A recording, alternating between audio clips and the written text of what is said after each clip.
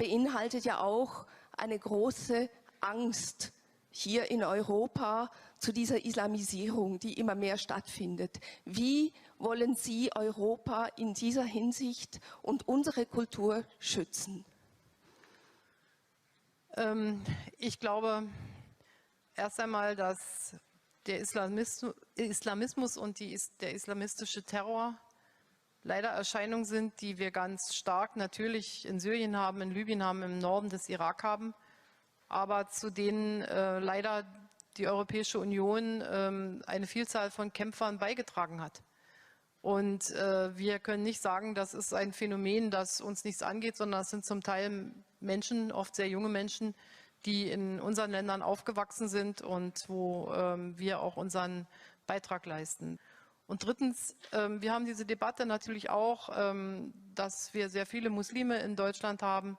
Wir haben die Debatte darüber, ob der Islam zu Deutschland gehört. Wenn man 4 Millionen Muslime hat, finde ich, braucht man nicht darüber zu streiten, ob jetzt die Muslime zu Deutschland gehören und der Islam nicht oder ob der Islam auch zu Deutschland gehört. Yes, you heard that right, folks. According to the German Chancellor, Angela Merkel, Islam belongs to Germany. After all, there's already 4 million Muslims residing in the country. So, hey, what's another 1.5 million, right? What's the worst that could happen? Now, Angela Merkel is not the only one to express this sentiment. Many tolerant and progressive Germans are celebrating this recent influx of third world refugees as well. They've been hosting welcoming rallies for them, singing songs for them, hell, even getting tattoos to signal how multicultural they are to their friends and co-workers. You know, in more sobering times of human history, getting a bunch of kids tattooed on the back of your neck meant that the FBI were planning on raiding your house and searching your hard drive. Now it just means that you're culturally enriched. And even though we're witnessing a historic event that will fundamentally alter the demographic composition of Europe, it's the current year. And nobody in the current year should have an opinion that conflicts with multiculturalism.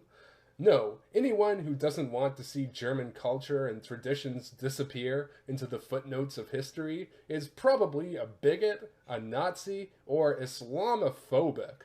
In the past several months, we have seen these Islamophobic groups like Pegida or the Patriotic Europeans against the Islamization of the West rallying in cities like Leipzig, Stuttgart, and Dresden.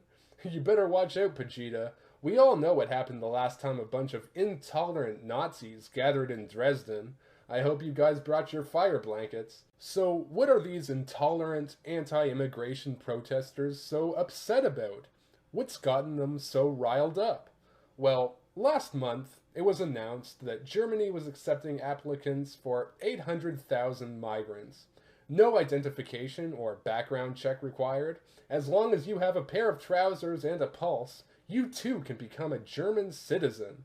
This was concerning enough, but last week an article in the German magazine Bild suggested that the actual number of accepted refugees would be more like 1.5 million, almost double the initial amount. In case you don't know, that's almost a 2% increase in the total population. That's fucking unprecedented. But that's not even taking into consideration the fact that once these refugees become German citizens, they will no doubt bring their remaining family members from their countries of origin to Germany as well. So over the next 5 years, we're going to see an explosion in the number of foreigners infiltrating Germany.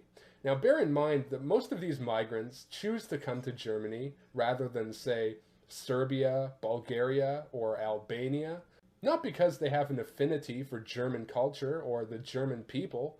Hell, I'm sure Bulgarians are just as friendly, but because Germany has a more generous welfare state, these refugees want their Gibbs me dats.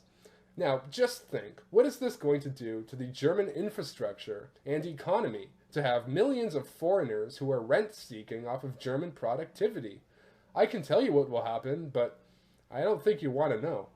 So even if we don't consider the threat of terrorists like ISIS sneaking in amongst the refugees, or the fact that many of these refugees are trashing the European countryside and causing public disturbances, I would say that the German people have legitimate grievances. They just don't want to see their country bent over a desk and paused. I can have sympathy with that. But does Angela Merkel listen to the concerns of her people? No, quite the opposite.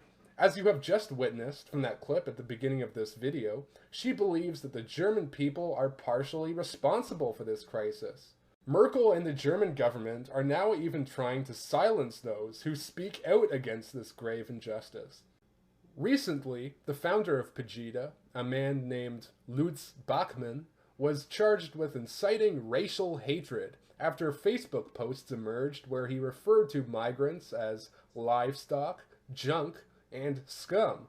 More recently, at a rally in October 2015, Bachmann said that all asylum seekers are criminals.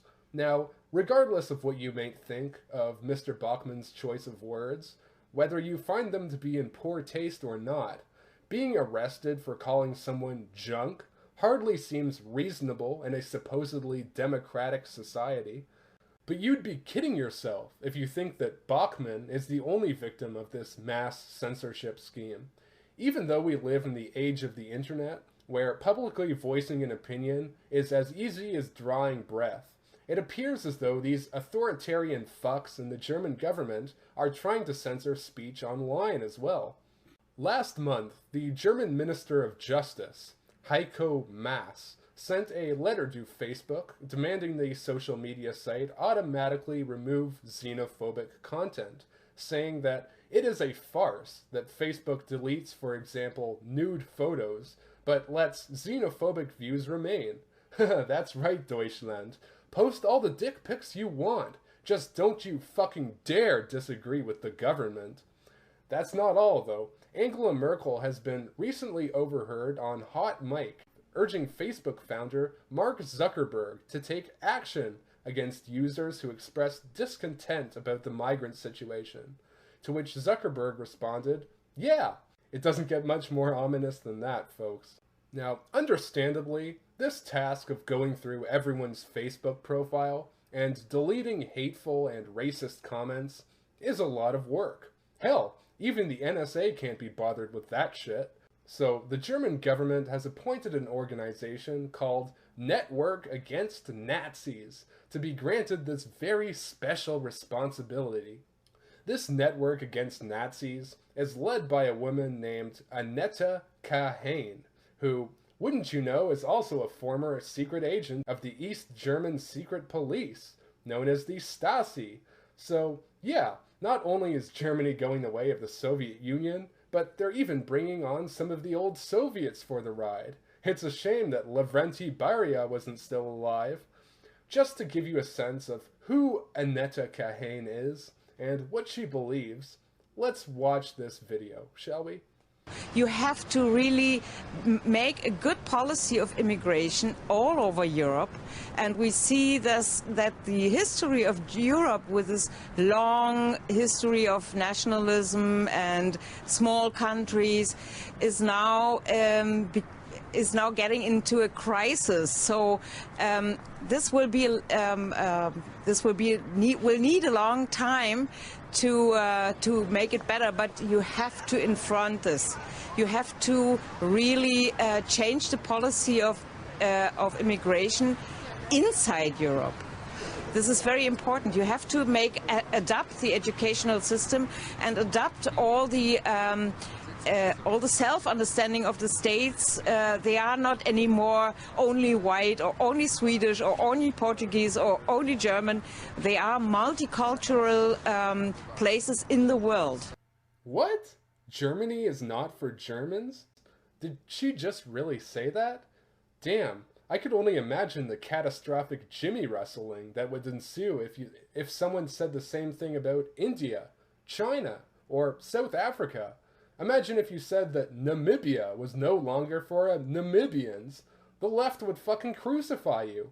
But when you say that Germany is no longer for the Germans, the German government gives you a cushy office job censoring Facebook posts. I guess we're not supposed to understand it. Maybe some things just never meant to make sense. But what I do know is that there is an element of guilt motivating the German government to do these things. Nothing happens in a vacuum, we have to remember, and we should consider past events if we are to make any sense of current ones. So as you all may know, from about 1933 till 1945, Germany was under the rule of a certain Bohemian corporal, who was not very welcoming to, shall we say, foreigners. And since this Bohemian corporal was done away with, there has been a considerable effort by the German government and the German people to distance itself from the legacy of this Bohemian corporal. So I can see why Angela Merkel's government might feel a little compulsion, perhaps guilt, to enact these censorship policies. But let me just remind you of a very famous quote by another German. I'm sure that most of you are familiar with this quote, since pretty much every angsty teenager has scribbled it into his notebook at some point. It's by the philosopher Friedrich Nietzsche, and it goes something like this.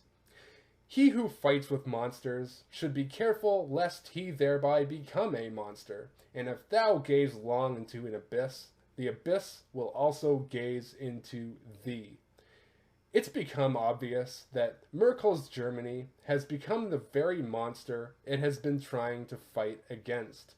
In their struggle to eliminate intolerance and authoritarianism from Germany, they have given birth to a degree of authoritarianism that would not be out of place in the Third Reich. Angela Merkel has not only gazed into the abyss, but she has jumped headfirst into it, and she is dragging all of Germany with her.